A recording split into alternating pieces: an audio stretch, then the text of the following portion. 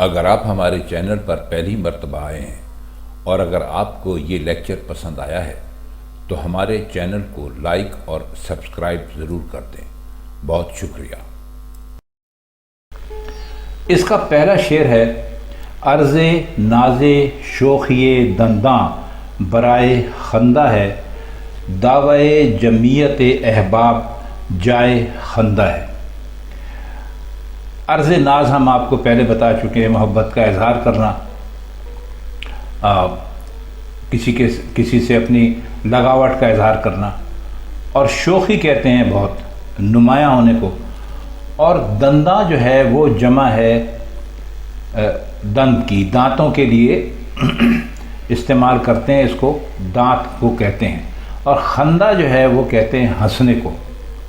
اور دعوی جمعیت احباب، جمعیت احباب کا مطلب ہے دوست یار، اور دعویٰ تو آپ سمجھتے ہیں کہ کیا ہوتا ہے، اور جائے خندہ کہتے ہیں ہنسنے کی جگہ کو۔ تو وہ یہ کہہ رہے ہیں کہ ہنسنے کے لیے یہ ضروری ہے کہ دانتوں کی شوخی کا کرشمہ نمایاں ہو جائے، یعنی آپ سمجھتے ہیں کہ جب آپ ہنستے ہیں یا ہم ہنستے ہیں، کوئی بھی ہنستا ہے تو اس کے دانت دکھائی دیتے ہیں۔ تو وہ کہتے ہیں کہ جو دوستوں کی جو جمعیت یا ان کا اکٹھ ہونے کا جو دعویٰ ہے وہ ہنسی کا مقام ہے، کہ وہ ہنستے وقت دانت نمایاں ہوتے ہیں، اور کہتے ہیں اکٹھے ہونے کے باوجود تمام دانت الگ الگ ہیں اور کبھی ایک نہیں ہو سکتے۔ تو یہی کیفیت دوستوں کے مجمع کی بھی ہوتی ہے، جس طرح ایک وقت آتا ہے دانت ایک کے بعد ایک کر کے نکلتے چلے جاتے ہیں، تو وہ بتانے کی کوشش یہ کر رہے ہیں کہ اسی طرح جو آج آپ کے گرد بہت سارے دوستوں کا ایک مجمع اکٹھا ہے، یہ بھی اسی طرح آہستہ آہستہ بکھر جائے گا۔ جیسے انسان بوڑھا ہوتا چلا جاتا ہے تو وقت کے ساتھ ساتھ اس کے دانت بظاہر اکٹھے نظر آتے ہیں، لیکن ایک ایک کر کے اس سے الگ ہو جاتے ہیں۔ تو جو دوست کہتے ہیں کہ ہم ہمیشہ آپ کے ساتھ رہیں گے، کہ تو وہ اس دعوے پر کہتے ہیں کہ ہنسنے کے علاوہ اور کچھ نہیں کیا جا سکتا، کیونکہ وہ دانت جو آپ کو ایک جگہ اکٹھے نظر آتے ہیں وہ بھی وقت کے ساتھ ساتھ آہستہ آہستہ نکل جاتے ہیں۔ تو یہی حال دوستوں کے مجمع کا ہوتا ہے۔ ظاہر ہے کہ جیسے دانت منہ میں اکٹھے نہیں رہتے اور ایک ایک کر کے نکل جاتے ہیں، اسی طرح مختلف وجوہات کی بنا پر دوست بھی ایک دوسرے سے جدا ہو جاتے ہیں۔ کوئی پردیس چلا جاتا ہے، کوئی دنیا سے چلا جاتا ہے، کسی سے جھگڑا ہو جاتا ہے، مختلف اس کی وجوہات ہوتی ہیں۔ تو جیسے دانت ایک جگہ اکٹھے نہیں رہتے اور وقت کے ساتھ الگ الگ ہو جاتے ہیں، ویسے ہی دوست بھی الگ الگ ہو جاتے ہیں۔ یہ تھوڑا سا اس کے معنی ذرا گہرے ہیں، لیکن آپ جب اس کو بار بار سنیں گے اور دیوان آپ کے سامنے ہوگا اور آپ پڑھیں گے اور آپ کو الفاظ کے معنی کا علم ہوگا، تو آپ امید ہے کہ اس شعر کو اچھی طرح سمجھ جائیں گے۔ اب آئیے اس کا اگلا شعر دیکھتے ہیں کہ ہے عدم میں غنچہ محو عبرت انجام گل، یک جہاں زانو تعمل در قفائے خندہ ہے۔ قفا کہتے ہیں پیچھے کو، جو چیز رہ جائے پیچھے ہو اس کو کہتے ہیں قفا۔ اور غنچہ آپ جانتے ہیں کہ اد کھلی کلی یا کلی کو کہتے ہیں جو ابھی پوری طرح پھول نہ بنی ہو۔ اور محو عبرت انجام گل کا مطلب ہے، یہ آپ بہت اچھی طرح جانتے ہیں، ہم بتا چکے ہیں کہ محو کہتے ہیں کسی کام میں مشغول ہونے کو، مصروف ہونے کو، اور جو پھول کا انجام ہوتا ہے اس سے عبرت حاصل کرنے کو۔ تو اب اس کا جو مطلب ہے وہ یہ ہوگا، اور زانو آپ جانتے ہیں کہ کسے کہتے ہیں، ران کو کہتے ہیں، یعنی آپ کو اس کا کیا مطلب بتائیں۔ تو وہ یہ کہہ رہے ہیں کہ اگر آپ ویسے یک جہاں زانو تعامل کا مطلب لیں تو اس کا مطلب ہوتا ہے کہ بہت زیادہ غور کرنا، فکر کرنا۔ تو وہ یہ کہہ رہے ہیں کہ وہ اصل میں اس لیے بھی زانو کا مطلب لائیں کہ غور و فکر کے وقت انسان عموماً آپ نے دیکھا ہوگا نا کہ اپنی اگر بیٹھا ہو تو گھٹنوں میں سر رکھ کر چھپا کر کچھ سوچتا ہے۔ تو اس کا مطلب یہ ہے کہ کلی کا منہ تو بند ہے، ایسا معلوم ہوتا ہے کہ وہ عدم میں بیٹھی ہوئی ہے، اور پھول کے انجام سے عبرت حاصل کرنے میں مصروف ہے۔ ہنسی کے بعد بے حد غور و فکر کا مقام ہے۔ مطلب یہ کہ کلی کھلے گی جسے پھول کا ہنسنا قرار دیا ہے، خوشبو بکھرے گی، پھر پھول کی پنکھڑیاں ایک ایک کر کے گر جائیں گی اور وہ ناپید ہو جائے گا، ختم ہو جائے گا۔ تو کہتے ہیں کہ ہنسنے کا جو انجام ہے وہ عبرت کا مقام ہے، اور جب تک کلی بند ہے تو وہ اسی عبرت کے بارے میں سوچ رہی ہے۔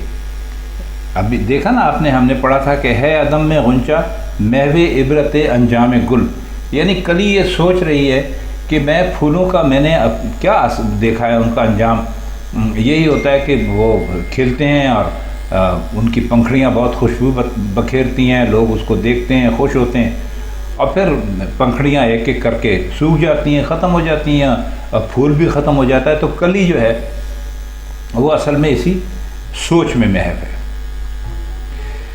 اگلا شعر ہے کہ کلفت افسردگی کو عیش بے تابی حرام، ورنہ دنداں در دل افشردن بنائے خندہ ہے۔ کلفت کہتے ہیں تکلیف کو، دکھ کو، راحت نہ پہنچنے کو، اور دنداں در دل افشردن کا مطلب ہے دانت دل میں گاڑ دینا۔ یہ فارسی کا محاورہ ہے جو تکلیف دہ حالات کو صبر سے برداشت کرنے کے لیے بولا جاتا ہے۔ اس میں اور کوئی خاص مشکل الفاظ ہیں نہیں۔ اس کا مطلب یہ ہے کہ میں افسردہ ہوں، پشمردہ ہوں، اور میرا دل تنگ ہے، اور اس حالت کی تکلیف کے لیے اضطراب اور بے قراری کا جو عیش ہے وہ حرام ہے۔ مطلب یہ کہ افسردگی کا تقاضا ہی دل گرفتگی ہے، اس سے بے تابی اور بے چینی کی فارغ البالی کیسے نصیب ہو سکتی ہے؟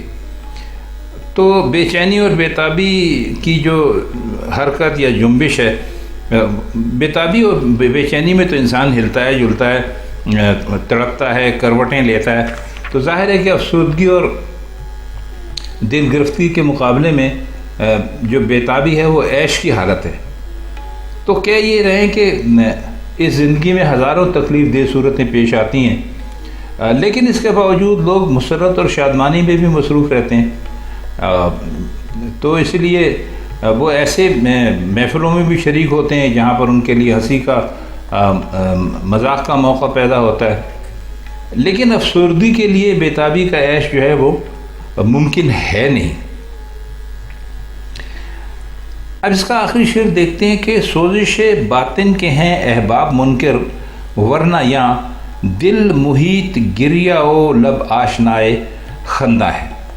دیکھیے پڑھنے میں آپ کو یقیناً یہ اشعار مشکل لگیں گے، لیکن جب آپ ان کے معنی کریں گے تو آپ کو معلوم ہوگا کتنے مشکل ہیں نہیں یہ۔ تو اس میں دیکھتے ہیں، سوزش کہتے ہیں جلن کو، تکلیف ہونے کو، باطن کہتے ہیں اندر کو، اندر کے جو انسان کے اندر جو ہوتا ہے، چھپا ہوا جو ہوتا ہے انسان، اس کو، اور احباب کہتے ہیں دوستوں کو، منکر کہتے ہیں انکار کرنے والوں کو۔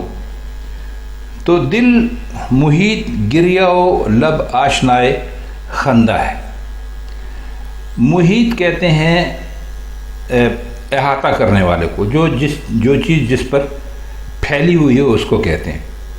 اور فارسی والے اسے ایک ایسے سمندر کے معنی میں استعمال کرتے ہیں جو بے پناہ پھیلا ہوا ہوتا ہے، تو اس کے لیے کہتے ہیں، اس میں اور کوئی خاص مشکل الفاظ نہیں۔ گریہ رونے کو کہتے ہیں، اور خندہ ہنسنے کو کہتے ہیں، یہ تو ہم آپ کو بتا چکے ہیں۔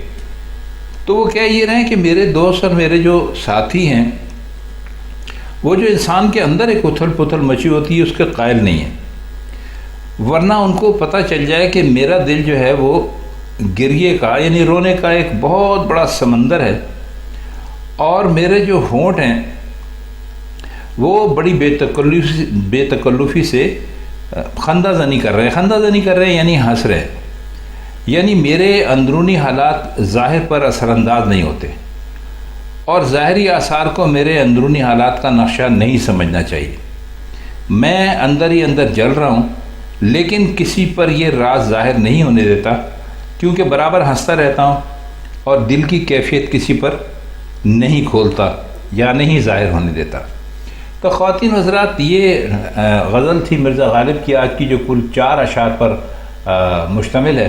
اس میں یقیناً کچھ بہت مشکل الفاظ بھی ہیں جن کے معنی ہم نے کرنے کی کوشش کی ہے، اور کچھ اس غزل کا بھی آپ کو مطلب بتانے کی کوشش کی ہے۔ اگر ہماری اس کوشش سے یہ غزل آپ کی سمجھ میں آ گئی ہو تو ہمیں بڑی خوشی ہوگی۔ تو اب آج کی اس محفل سے ہمیں اجازت دیجیے، مرزا کی کسی اور غزل کے ساتھ کسی اور وقت آپ کی خدمت میں پھر حاضر ہوں گے۔ تب تک کے لیے خدا حافظ۔